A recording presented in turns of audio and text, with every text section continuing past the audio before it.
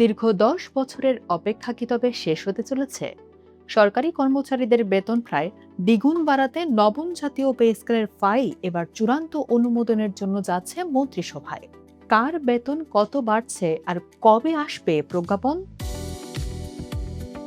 বহুল প্রতীক্ষিত নবম জাতীয় পে স্কেল নিয়ে সরকারি কর্মচারীদের দীর্ঘদিনের অপেক্ষার অবসান হতে চলেছে।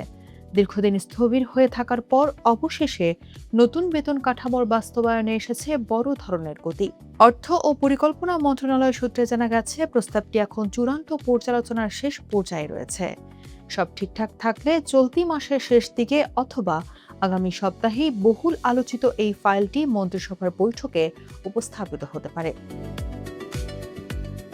মন্ত্রিসভায় প্রস্তাবটি অনুমোদন পেলে পরবর্তী ধাপে দ্রুতই প্রজ্ঞাপন জারির প্রক্রিয়া শুরু হবে। তবে প্রশ্ন থেকে যায়, ঠিক কবে থেকে কার্যকর হবে এই নতুন বেতন কাঠামো? নতুন পে স্কেল বাস্তবায়নের সরকারের সামনে এই মুহূর্তে সবচেয়ে বড় চ্যালেঞ্জ হলো দেশের সার্বিক আর্থিক সক্ষমতা এবং অতিরিক্ত ব্যয়ের চাপ। বিশ্বজুড়ে অর্থনৈতিক মন্দা এবং আন্তর্জাতিক মুদ্রা তহবিলের তরফ থেকেও কিছু পরামর্শ এসেছে। আইএমএফ সরকারের মোট ব্যয় এবং মূল্যস্ফীতির উপর পড়তে যাওয়া চাপের কথা বিবেচনা করে পে স্কেল কিছুটা পিছিয়ে দেওয়ার পরামর্শ দিয়েছে।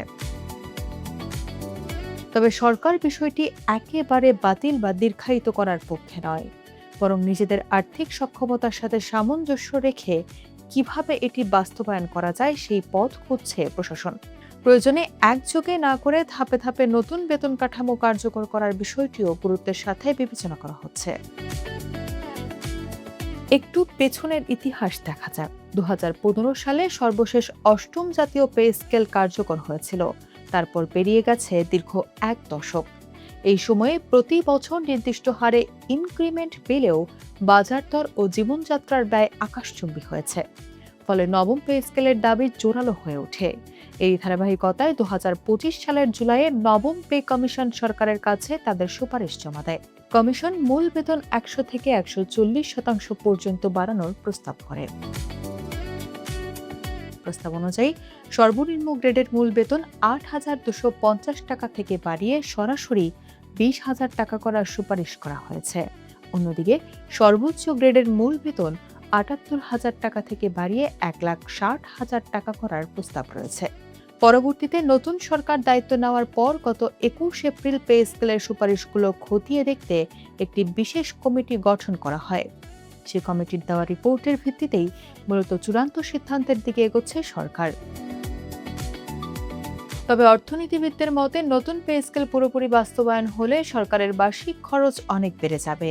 এই বাড়তি খরচের ধাক্কা সামলাতে হলে রাজস্ব আয় বাড়াতে হবে এবং সরকারি ব্যয় ব্যবস্থাপনায় আরও স্বচ্ছতা ও দক্ষতা নিশ্চিত করতে হবে।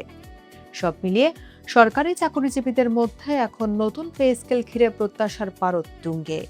মন্ত্রিসভায় প্রস্তাবটি কবে পাশ হবে, কত দ্রুত প্রজ্ঞাপন আসবে এবং শেষ পর্যন্ত কোন কাঠামোর অধীনে বেতন কার্যকর হবে, এখন সেদিকেই অপলক তাকিয়ে আছেন দেশের লাখো লাখো সরকারি কর্মকর্তা কর্মচারী।